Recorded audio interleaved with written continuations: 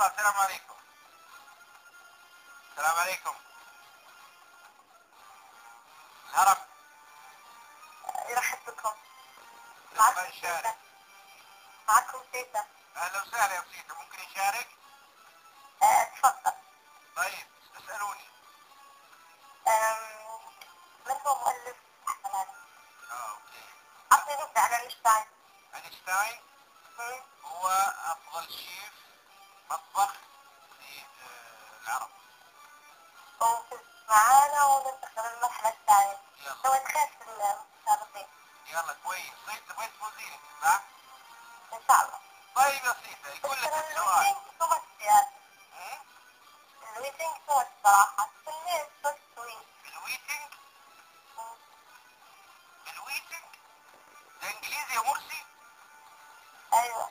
طيب يا سيدة. يلا أول سؤال. الويتنج. يلا يا الويتنج اعطيني سبيلنج الويتنج. يلا. اعطيني سبيلنج الويتنج. يلا هذا السؤال. W-A-A ايوه. C-I-A-N-G. ال. لا بس I. اوكي. W-A-C-I-A-N-G. W-A-T-I. ها؟ W-A-I-T-I-N-G. هذا الويتنج. anyway يا سيدة. طيب يا مرسي يا انجليزي. السؤال الاول، ما عملة بنجلاديش هل هي تاكا باد كيات؟ عملة بنجلاديش. طيب خيارات. تاكا باد كيات. بيات والثانية ايش؟ تاكا باد كيات. تاكا اتوقع. باد تاكا. كيات. تاكا فيها حرف التاء. طيب كلها فيها حرف التاء. ايوه تاكا اتوقع. طيب نجي للسؤال الثاني. يلا. يقول لك السؤال الثاني، ما اصل كلمة بلس؟ هل هو يوناني عربي فارسي؟ بس هذا وش الكلمة؟ بلس. يقول لك والله ما اعطيك ولا بلس، يعني انت ان شاء الله ما تاخذين ولا بلس. ايوه. ما تاخذين ولا بلس بالبرنامج. خيارات. يوناني عربي يوناني اتوقع. ما تقول الثالث. يوناني. انا تكتب يوناني. اوكي وانا محتاج تستخدمين جوجل. اوكي نجي للسؤال. نجي للسؤال الثالث. ما السؤال الثالث هذا. نجي للسؤال الثالث. يقول في السؤال الثالث، ما أولى دول العالم إنتاجا للصوف؟ هل هي الهند أم استراليا أم ماليزيا؟ لحظة عيد خيارات. ما أولى دول العالم إنتاجا للصوف؟ هل هي الهند أم استراليا أم ماليزيا؟ الثالث. ماليزيا. ماليزيا ايه؟ ما في ذكة يعني؟ لا نوعا ما يعني عيد الخيارات. الهند استراليا ماليزيا. استراليا عندهم اغلب كثير. استراليا. الهند؟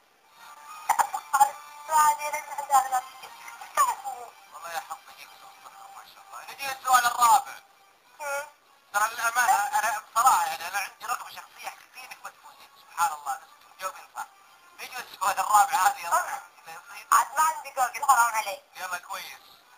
هذا بدون خيارات يا سيدة. يلا. يقول لك السؤال، ما معنى اسم عاصم؟ عاصم؟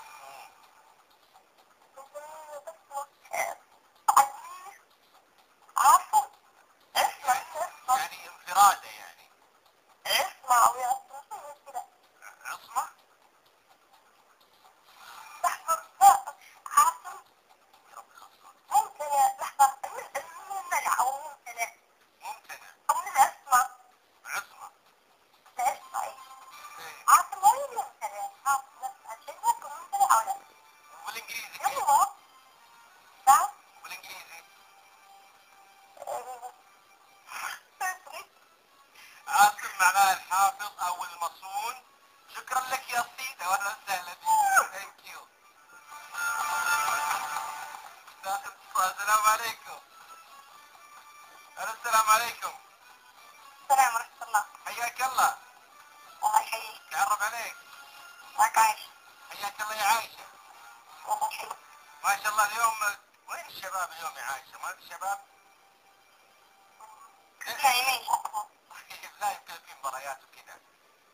نيجي للسؤال الاول يا عايش. طبعا انت ما شاء الله عليك عارفه طريقه البرنامج. اي نعم. طبعا انت من مستخدمي جوجل يعني حركات البحث. ولكن حرام عليك. ولا صح ولا لا؟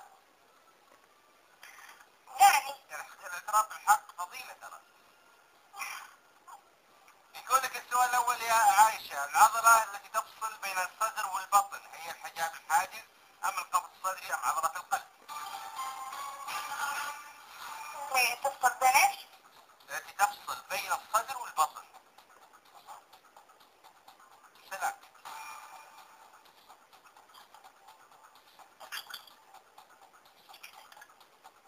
الاختيارات؟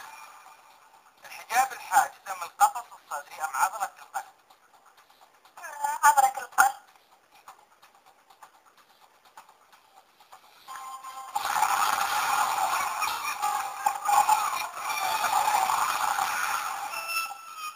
يا عايشة، ايوه. عضلة القلب هي القلب. القفص الصدري هو الذي يحتوي على القلب، لكن يفصل الصدر عن البطن يعني هو الحجاب الحاجز. وإن شاء الله المرة الجاية تشاركي معنا وتجاوبي صح. شكرا لك يا عايشة. كمان الو، السلام عليكم. السلام عليكم. الو. الو. هلا. كيف الحال؟ مساء الخير تركي. مساء النور. كيفك يا طيب؟ الله يخليك، نتعرف عليك. معك ملاك من الخبر. حياك يا ملاك. الله يسلمك. كيف حالك يا ملاك؟ الحمد لله طيبك. انت اول مرة تشاركي معانا؟ اول مرة اشارك برنامجك. برضو اليوم ما شاء الله كلكم اول مرة؟ انا والله احاول دائما اتصل، انا استعمل البرنامج ما اقدر بصراحة. طيب نبدأ معاك يا ملاك ولا مالك نفس؟ وين؟ نبدأ الأسئلة ولا؟ يلا نبدأ. يقولك السؤال الأول يا ملاك، لما اختير السجاد الأحمر لاستقبال كبار الشخصيات؟ هل لأنه اللون المفضل لديهم أم لأنه غالي الثمن وصعب التقليد ولا يتأثر بضوء الشمس أو اللون الأحمر يدل على الحرية والحياة؟ الاختيار الثاني؟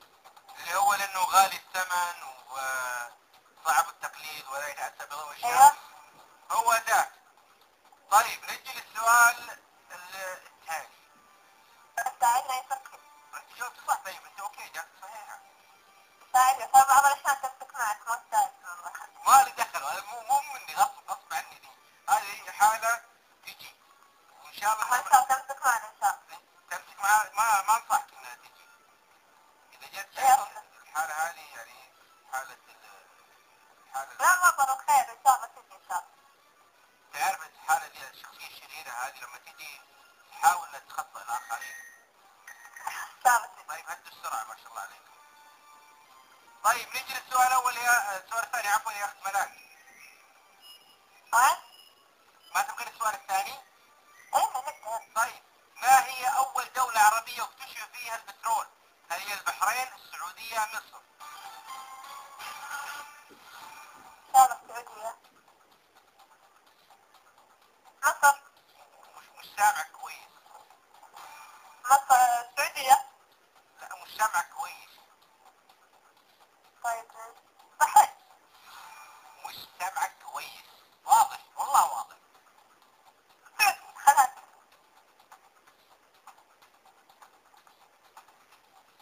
يا ملاك يا ملاك. اقول لك سامع كويس وعندك خيارات مصر يعني شكرا لك يا ملاك، شكرا لك. طبعا الإجابة الصحيحة هي مصر. حياك الله عاشقة المطر. ناخذ اتصال. السلام عليكم. ايوه. السلام عليكم. عليكم السلام. كيف الحال؟ والله بخير الحمد لله. تعرف عليك؟ رشا. اهلا يا رشا.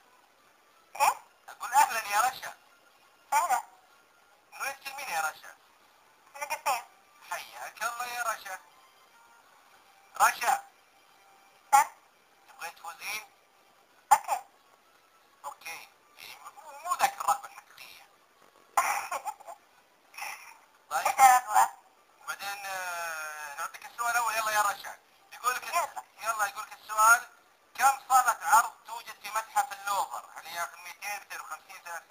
المشروع اللي انا عايده قبل 4 سنوات.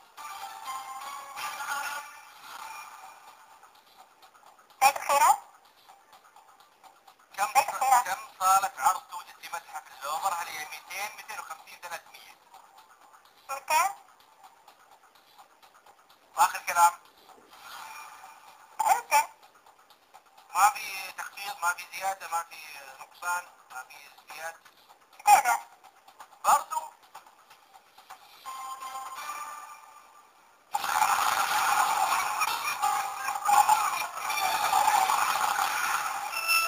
يا رشا.